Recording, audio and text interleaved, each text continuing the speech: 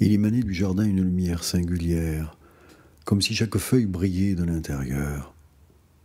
À la cime des arbres, parmi les buissons, s'ouvraient des espaces intermédiaires qui étaient demeurés cachés pendant l'été. Il régnait alentour une lenteur, un flottement comme si tout ce qui était vivant prenait conscience de sa faiblesse. Une fois que la lumière d'été s'était brisée, elle ne revenait plus. Elle montait, s'élevait toujours plus haut, resplendissait une fois encore de toute la force des feux du Grand Nord, puis elle se retirait de la terre et cédait la place à la grisaille de novembre. Dans la lumière d'automne, les choses se ternissaient, leurs contours s'estompaient. Elles se préparaient à un long exil intérieur qui vivrait un temps encore du souvenir de la lumière d'été. Les gens avaient une démarche changée, elle était plus prudente, en quelque sorte moins spontanée, comme si leur corps en savait plus long qu'eux-mêmes. La lumière déclinante feutrait également la vie en moi. Lors des toutes premières semaines, avant que je me fasse à l'avancée de l'hiver, je fus en proie à un grand désarroi. Je ne savais trop vers quoi me tourner, que faire pour ne pas me perdre de vue. Mais les jours gris de novembre surent réveiller la joue enfantine que suscitaient en moi les crépuscules précoces d'hiver. C'était avant que le temps ne meure. Ce fut comme la chute d'une feuille, à ceci près que ni la feuille ni l'espace dans lequel elle chutait n'avaient d'existence. Ce qui se flétrissait en moi, c'était la vie. Depuis la mort de Fabius, je n'arrivais plus à respirer profondément. Les journées étaient sans lumière, même si le soleil devait bien briller dehors quelque part. Sans doute brillait-il, mais il avait été englouti par la terre. La vie est pareille à un liquide, sans espoir elle se fige et perd toute la lumière. Une grande obscurité m'enveloppait.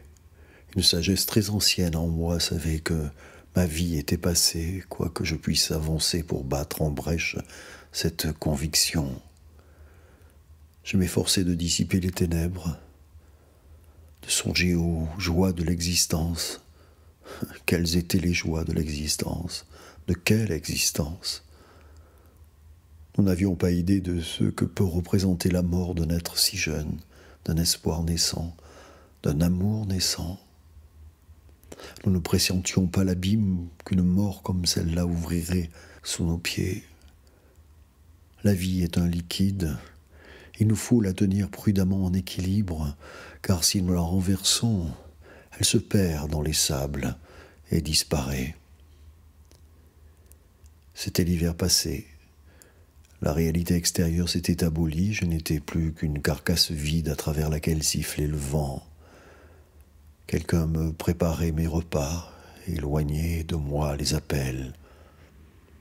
J'entendais quelqu'un mener une conversation téléphonique, les gouffres entre les phrases allaient s'agrandissant. Il fallait bien que quelqu'un se charge de la préparation des obsèques. Des bougies brûlaient dans toutes les pièces de la maison. Les miroirs étaient voilés, je n'aurais pas supporté de me voir. Non, je n'aurais pas compris que j'étais moi. Anna se tenait à mon côté. Nous regardions fixement la flamme où je voyais naître les traits du visage de Fabius. Il se dressait devant moi, flottait autour de moi comme un nuage, non, comme une vibration. Il ne savait peut-être pas qu'il était mort. Tout s'était passé si vite, sans un mot, brusquement. Il était si jeune, comment aurait-il pu savoir?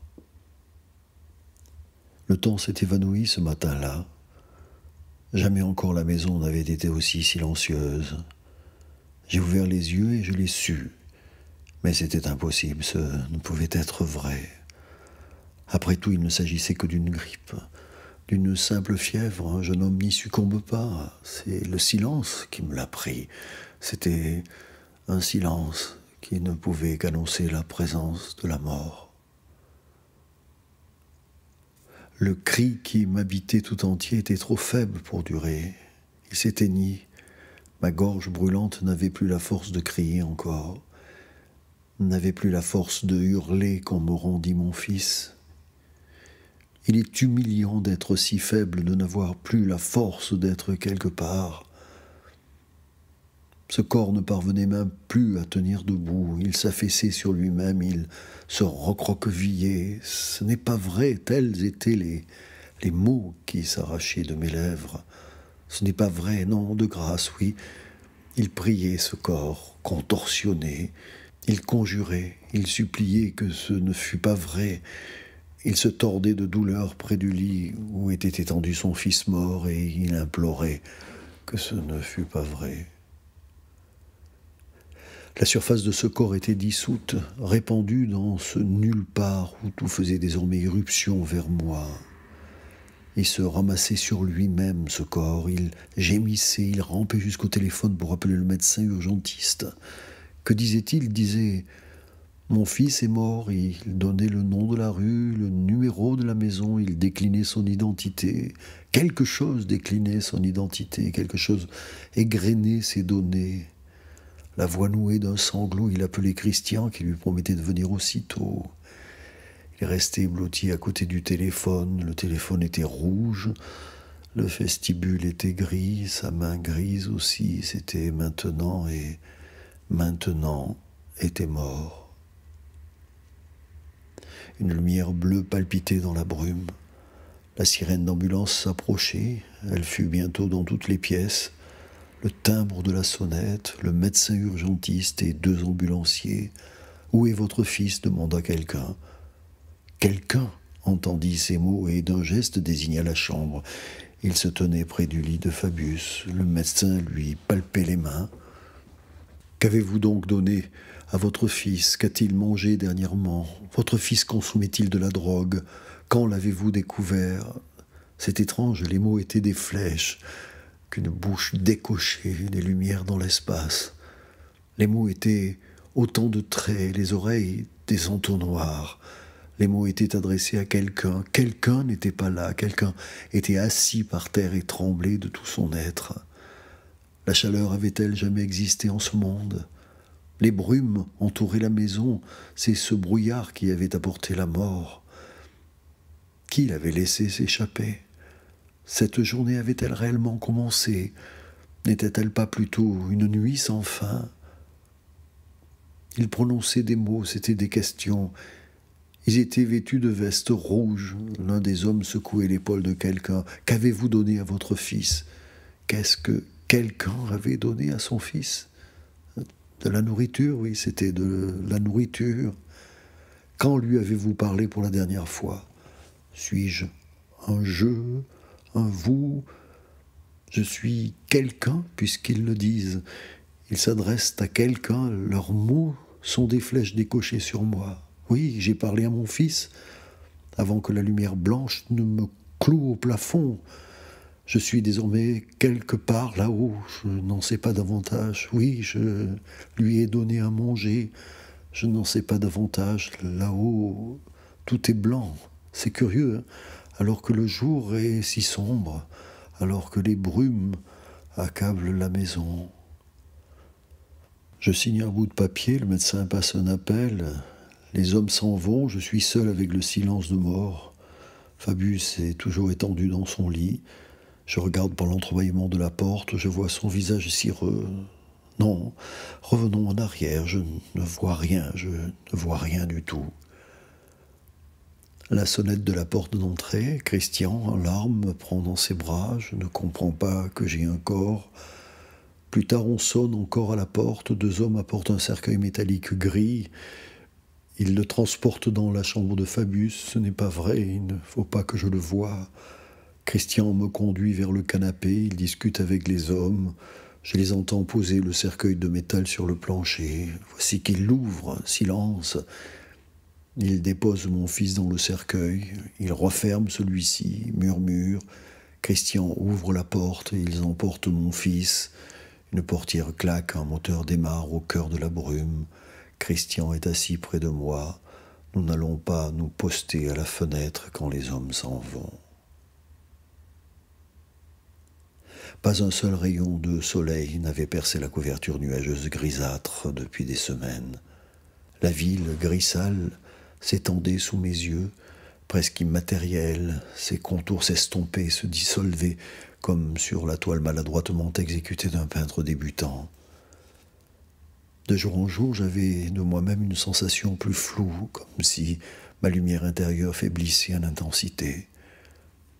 Je ne pouvais cependant pas me laisser aller. C'est que je n'étais plus seul, j'étais désormais responsable de Fabius, et cette pensée me raidissait l'échine, m'insufflait dans les membres une chaleur nouvelle. Le travail une fois terminé, je partais me promener dans les faubourgs de la ville, et il était de plus en plus fréquent que Fabius me tînt compagnie. Un flot de joie m'envahissait alors. Sitôt qu'il était rentré du lycée, nous nous en allions côte à côte dans le crépuscule. Peut-être n'était-ce de sa part qu'une manœuvre de diversion afin de n'avoir pas à faire ses devoirs. Nos marches à deux contribuèrent à nous rapprocher. La langue de Fabius se déliait, il évoquait volontiers ses amis, Julia, sans qu'il me fallût l'interroger plus avant. Il me demanda de lui parler du temps où nous étions ensemble, sa mère et moi, et voulut savoir pourquoi nous nous étions séparés. Je lui expliquai qu'Anna avait été mon premier, mon plus grand amour, que j'avais alors espéré, non, que j'avais la profonde certitude que celui-ci durerait toute une vie. « Tu es un enfant de l'amour, lui dis-je. » Il me regarda avec des yeux brillants. « Mais pourquoi n'êtes-vous pas restés ensemble ?» insista-t-il. « Nous étions si jeunes, lui répondis-je. Nous ignorions tout de l'amour et des effets du temps. Je croyais que rien ne serait plus fort que l'amour, mais je ne savais pas encore que celui-ci est une plante qu'il nous faut alimenter chaque jour. Nous ne parlions pas parce que nous ne comprenions pas ce qui nous arrivait. J'étais trop occupé de moi-même, trop centré sur mes études. Mais personne ne nous est venu en aide, personne n'a su nous ouvrir les yeux. J'ai emprunté le mauvais chemin au carrefour le plus important. Je ne savais pas que la femme met l'homme à l'épreuve. Elle l'observe attentivement et quand une fois de plus il n'a pas la force d'agir comme il le faudrait, elle prend une décision, elle le quitte un matin sans qu'il ait rien vu venir. Il croira jusqu'au bout que tout allait bien, hein. Il ne comprend pas. Mais qu'est-ce que je raconte, poursuivis-je. Je ne veux surtout pas t'inquiéter, après tout tu n'en es qu'au commencement, hein. Il ne tient qu'à toi de ne pas te tromper. Il acquiesça. Je m'y prendrai comme il faut, assura-t-il. J'étais heureux de cheminer ainsi à son côté. Je n'étais pas perdu puisque nous menions ces conversations. Rien n'était perdu. Parfois, tard dans la soirée, il sortait de sa chambre où il avait joué de la guitare pendant des heures. Naturellement, il n'avait pas fait ses devoirs, nous le savions tous les deux, et il n'appartenait qu'à moi de passer l'éponge ou d'éteindre son enthousiasme en évoquant sa paresse. Et il me demandait si j'étais partant pour aller boire un verre.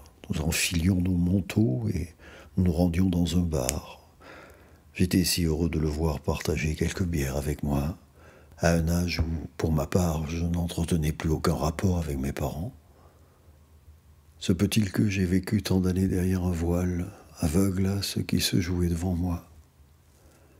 Quand Fabius me regarda pour la première fois avec ses yeux curieux, qui, s'il fallait en croire le précis à l'usage des jeunes parents, ne pouvaient encore distinguer que des ombres où peu s'en fallait, il me sembla pourtant que mon regard surgissait de la profondeur du monde, hein, qu'il était doué d'un étonnement plus ancien que celui-ci. Lorsque nos yeux se rencontrèrent, la main de la vie me toucha avec tant de délicatesse et de chaleur que ce fut un homme changé qui se tenait au chevet d'Anna, la femme qui venait de me donner un fils et n'était elle-même encore qu'une enfant. Oui, jamais elle ne me parut plus juvénile qu'en cet instant. Elle était délivrée, épuisée, heureuse. La jeunesse rayonnait au fond de ses yeux. J'étais soudain l'un des fiers maillons d'une longue chaîne d'hommes bien droits qui tenaient pour la première fois leur enfant dans leurs bras, comme mon père avait dû me tenir jadis dans ses bras, et avant lui son père, mon grand-père, lors de la dernière année de la Première Guerre mondiale, sans être certain en ce temps-là, de pouvoir seulement nourrir son enfant. Je ne savais pas alors ce que c'était un homme.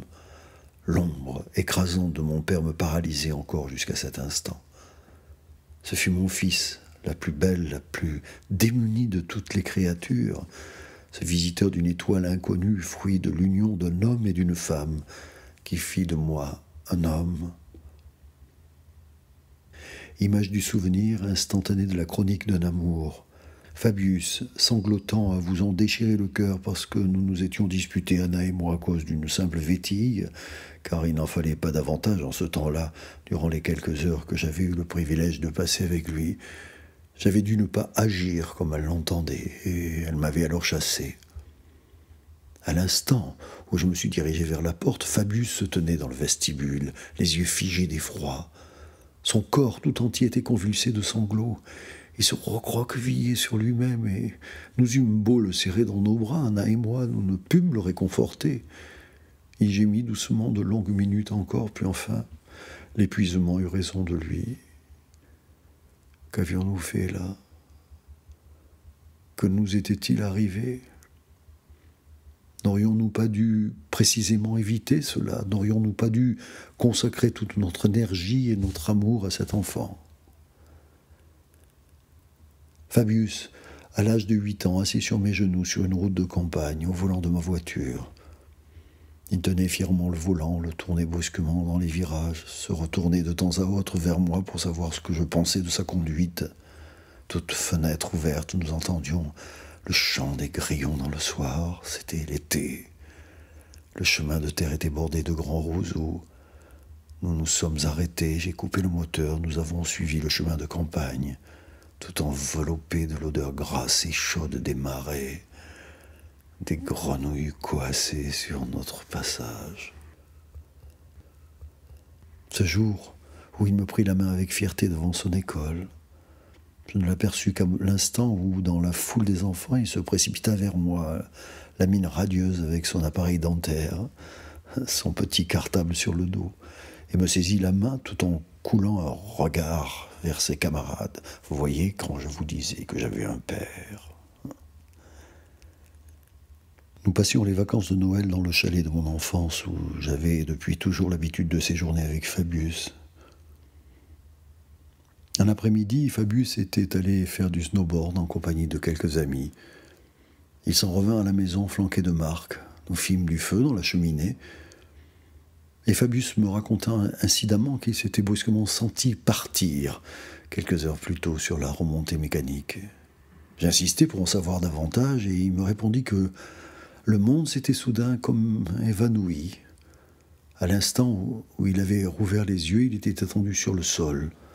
Cette nouvelle me jeta dans une grande inquiétude, mais comme nous lui avions fait subir un examen quelques mois plus tôt, il me sembla que nous pourrions attendre la fin des vacances pour procéder à de nouvelles analyses médicales. La nuit venue, comme au cours de bien des hivers passés, nous partions en randonnée sur la neige crissante. Nous en allions faire de la luge et contempler le ciel constellé qui était si pur, à ces hauteurs que les étoiles filantes semblaient tomber tout droit dans nos bras déployés. En ce temps-là, année après année, hiver comme été, nos sorties nocturnes nous menaient sur la crête de la montagne. Une autre marche. J'ai cette image ancrée en moi, sur le haut plateau qui domine un lac de montagne. Un homme et son fils adolescent cheminent à la nuit tombée. La lune éclaire au fond de la forêt. Quelques rayons percent le fouillis des troncs d'arbres et se reflètent sur le visage des deux marcheurs. Ils n'échangent que de rares paroles. Leurs voix glissent doucement le long du chemin caillouteux. Elles se confondent avec le bruissement du torrent de montagne dont ils s'approchent. Ils suivent ainsi le sentier, gravissent le versant rocheux, ils marchent dans l'ombre des bois. C'est comme si la forêt tournait avec eux. Et la lune les suit à la trace. Elle ne veut surtout pas les perdre. Le vent de la nuit dévale les collines et court vers la vallée. Son souffle délicat les effleure au plus près. Ils avancent d'un pas assuré. Ils sont si proches l'un de l'autre. Là-bas, sur ce plateau dans lequel l'homme voit depuis sa prime enfance l'image même de la sécurité, de la proximité de la terre, de la paix nocturne sous les calmes irisations de la lune, et l'amour du Père pour le plateau se transmet en profondeur à son Fils. Ce couple, c'était Fabius et moi, quand le monde était encore debout. Combien de nuits n'aurons-nous pas passé là-haut? La forêt tournoyait en nous, le clair de lune scintillait sur la neige. À la lune nouvelle, au-dessus de nos têtes, le dôme de la Voie lactée. Je lui décrivais les quelques constellations que je connaissais. Nous restions là, bouche bée, la tête redressée. Nous gravissions le sentier de montagne. J'entends encore le crissement de nos pas sur la neige tôlée. Nos nuits sur la montagne étaient notre propre royaume. Elles n'appartenaient qu'à nous. Elles entretenaient en nous un feu silencieux. Nous emporterions dans le vacarme de la ville le grondement du métro, le grouillement des rues, la joie de retrouver bientôt nos marches sur le haut plateau sous un ciel étoilé. De retour au chalet, nous nous réchauffions à la chaleur d'un feu nu et discutions jusqu'à une heure avancée de la nuit. Lors de ces conversations, Julia était toujours avec nous. Fabius me demandait si je jugeais qu'il s'y prenait comme il le fallait avec elle. « Fie-toi à ton intuition, lui soufflai-je. Alors tu ne commettras pas d'impair, et dis-lui ce que tu penses. » Le soir du réveillon, nous échouâmes en compagnie de Marc et d'un de mes amis dans un bar en sous-sol où se donnait une soirée privée. Nous n'y connaissions personne. Fabius et Marc prirent le contrôle des platines et se donnèrent visiblement du bon temps. Une dénommée Eva, que je n'avais pas revue depuis des années, se campa soudain devant moi, et les yeux alanguis d'alcool m'invita à danser. J'invitai un prétexte pour me dérober. Une minute plus tard, elle dansait avec Fabius, qui la conduisit avec une parfaite aisance. Il me jeta un regard complice. Nous sommes rentrés en ville le dernier jour des vacances. Nous écoutions Beyond the Missouri Sky de Pat Metheny. Le soleil se couchait et nimbait le paysage hivernal d'un rouge profond qui se changea bien vite en un blanc-bleu métallique. Le dernier morceau de l'album, le Spiritual, fit renaître en moi le souvenir d'une tiède nuit d'été. Je roulais à l'aventure avec Fabius pour le simple plaisir de conduire. Les stridulations très vives des grillons se glissaient par la vitre ouverte. J'ai mis Beyond the Missouri Sky. Quand retentit le Spiritual, Fabius ferma les yeux, il était ailleurs, il planait quelque part au-dessus du sol. Le morceau, une fois fini, il me pria de le passer de nouveau. « Roulons, dit-il, roulons encore, surtout ne t'arrête pas. » Et je le guidai dans la tiédeur de la nuit d'été. Nous progressions depuis quelques heures déjà sur l'autoroute droit vers l'est, en direction de la ville et de notre vie quotidienne. Fabius reprenait le lycée le lendemain. « Et si nous allions voir la mer ?» ai-je dit sans y penser. Fabius s'est aussitôt écrié « Oui, allons-y !» J'étais pris au dépourvu. J'ai bien invoqué l'école, ces cours qu'il lui faudrait reprendre dès le lendemain, même s'il était évident que c'était là le cadet de ses soucis. « Au reste, à quoi t'occuperais-tu dans le sud ?» lui demandai-je. « Je trouverai bien quelque chose à faire, » répliqua-t-il.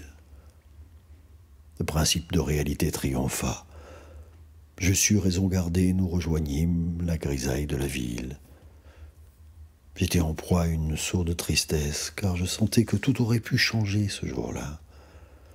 Au fond, aucun de nous deux ne voulait rentrer. Nous aurions préféré prendre le large, marcher côte à côte le long d'une plage, mettre le cap sur des pays dont j'avais souvent parlé à Fabius sans qu'il les eût jamais visités. J'aurais eu l'occasion de lui montrer qu'il ne s'était pas trompé sur mon compte, que j'étais bien l'homme de peu d'attaches qu'il s'était imaginé, que nous étions libres de partir à tout instant, n'importe où. Mais j'ai bifurqué sur la voie de la raison, ou de la lâcheté. À notre retour, Fabius négligea l'école plus que jamais. Il avait perdu tout intérêt pour les études. Je lui proposai de prendre des cours de rattrapage, il refusa. Il avait déjà interrompu sa scolarité, il préférait consacrer des heures entières à jouer de la guitare. Il mettait Beyond the Missouri Sky et se livrait à des improvisations. Sa pratique de l'instrument se perfectionnait de jour en jour. Puisque l'école n'était pas son fort, nous étions convenus qu'il préparerait le concours d'entrée au conservatoire. En moi-même, je doutais qu'il eût jamais la discipline nécessaire à une carrière de musicien. Ce n'était d'ailleurs pas important, ce qui comptait, c'était qu'il eût trouvé son mode d'expression et qu'il en retirât du plaisir. Un matin, Fabius se plaignit de maux de tête et de douleurs articulaires. Il avait de la fièvre et préféra garder le lit. Ce même jour, sa classe faisait une sortie scolaire à laquelle il aurait volontiers pris part. Je lui préparai son repas, lui apportai une tasse de tisane au lit. Il dormit presque toute la journée. Vers le soir, la fièvre monta à 38,5. Je lui administrai des gouttes homéopathiques et me promis de le conduire chez le médecin dès le lendemain. Je pris son pouls, je fus frappé de constater que son cœur avait des battements irréguliers. Mais j'imputai cette anomalie à la fièvre et ne m'en alarmai pas. Je m'assis à son chevet, je n'oublierai jamais ce qu'il me dit alors. « Attention, c'est peut-être contagieux. » Il se rendormit après le dîner. Je me tenais dans le séjour, la porte était ouverte, je laissai traîner une oreille dans la chambre de Fabius au cas où il m'aurait appelé. Il pouvait être 1h du matin lorsque je me suis glissé dans sa chambre pour voir si tout allait bien. Il était réveillé, la fièvre avait baissé. Il me dit d'une voix tendre que je pouvais à présent dormir tranquille. Je lui répondis que je laisserais les portes ouvertes, y compris celle de ma chambre, et qu'il n'aurait qu'à appeler pour que j'accoure. Sur ces mots, j'allais me coucher. Cette nuit-là, il me sembla que je dormais sur une hauteur battue des vents. Leur souffle me glaçait les membres, il me refroidissait de l'intérieur. À l'instant où je rouvris les yeux, une peur sans nom me saisit. Peut-être que Fabius m'avait appelé et que je ne l'avais pas entendu. Il régnait dans le logement un si épouvantable silence. Il ne reste que le souvenir, la mémoire, cet instant intérieur que nul ne pourra me ravir, que nul ne pourra me ravir. L'irruption de la catastrophe dans mon existence n'avait-elle pas ravagé mon espace intérieur ? Je vis depuis dans un interminable tunnel d'images angoissantes. Je leur oppose les autres images, celles de l'amour qui m'unissait à mon fils. Souviens-toi, cramponne-toi à la vie, nous ne subsistons que dans le souvenir. Rappelle-toi, cet été passé avance. Fabius était âgé de 12 ans, il portait un t-shirt Beavis and Butthead, se gavait de junk food, n'aimait rien tant que de regarder les Simpsons et prendre des bains de mer, ne quittait pas son lit le matin et préférait jouer au flipper plutôt que de partir avec moi en randonnée dans l'arrière-pays à l'aube, avant qu'une vibrante chaleur n'accable la campagne. Un jour, je parvins à le tirer du lit à 6 heures. Encore plongé dans un demi-sommeil, il m'accompagna sous la lumière douce et clémente du matin, le long d'un sentier de randonnée qui courait à travers le maquis en direction de Tourette. Il aurait préféré que nous descendions sur la côte et ne cessa de m'en faire le reproche. Nous arrivâmes au village avant que la chaleur s'abatte sur le pays. Fabius se désaltéra d'un coca et d'une crème glacée, dégusta l'un de ces éclairs dont il raffolait. Nous regagnâmes Vence en autocar, récupérâmes nos affaires de bain et descendîmes sur la plage où je le vis s'ébattre dans les vagues pendant des heures, où nous nous ensevelîmes à tour de rôle dans le sable, dévorâmes des glaces, jouâmes au flipper dans un petit bar de plage et nous amusâmes beaucoup. Il ne voulut cependant pas entendre parler d'une autre randonnée matinale. La lumière du jour naissant ne lui souriait pas. C'est donc seul que je me mettais en route au point du jour, après lui avoir déposé son petit déjeuner sur la table. Mais à mon retour en fin de matinée, il était encore au lit ou occupé à regarder la télévision, et il n'y avait pas touché. « Pourquoi n'habites-tu pas avec maman et moi ?» me demanda Fabius un après-midi que nous sirotions un orangina sous un platane après une partie de flipper. À l'instant où il me posa cette question, il me parut très mûr, Il n'était déjà plus un enfant, même si une minute plus tôt, il jetait encore de petits cris de joie parce qu'il venait de battre son meilleur score. Rien ne me ferait plus plaisir que de vivre avec vous, lui répondis-je, mais ce n'est malheureusement pas possible. Je saisis la main de Fabius, il la retira. Nous nous sommes beaucoup aimés, ta mère et moi, lui dis-je. Mais nous avions la vie dure autrefois. Personne ne nous prêtait secours, nous étions encore au lycée, nous n'avions pas un sou vaillant, nous ne savions pas de quoi le lendemain serait fait. Était-ce si difficile à cause de moi ? Me demanda-t-il d'une voix empreinte de tristesse. Non, Fabius, lui répondis-je. Tu auras été notre plus grand bonheur, ce que nous avions de plus cher au monde, et tu l'es encore. Il rayonnait dans son t-shirt Beavis and Butthead. Je vis s'allumer dans ses yeux une joie si vive qu'il me sembla qu'une âme très ancienne logeait tout au fond de cet éclat, une âme qui voyait ma détresse et comprenait mon désarroi.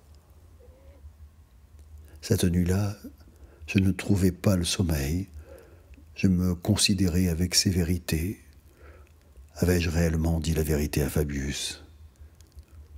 Étais-je capable de vivre avec sa mère et lui, de n'être plus seulement un père à distance, mais de m'ouvrir au moindre désir de mon fils ? J'avais encore une image romantique de la paternité, et plus généralement de la famille. J'étais un rêveur. Je n'avais jamais cessé de l'être. Fabius me perçait un jour, mais il m'épargnait. Peut-être n'était-ce que pour me complaire qu'il jouait au flipper, feignait de n'être encore qu'un enfant, alors qu'en réalité il était bien plus mûr que moi. Parfois il me regardait comme si tout était dit, comme s'il portait le deuil lucide du temps que nous ne passerions jamais ensemble, car il savait qu'au fond j'étais un éternel adolescent, incapable de mener une vie de famille. Telles furent mes pensées cette nuit-là.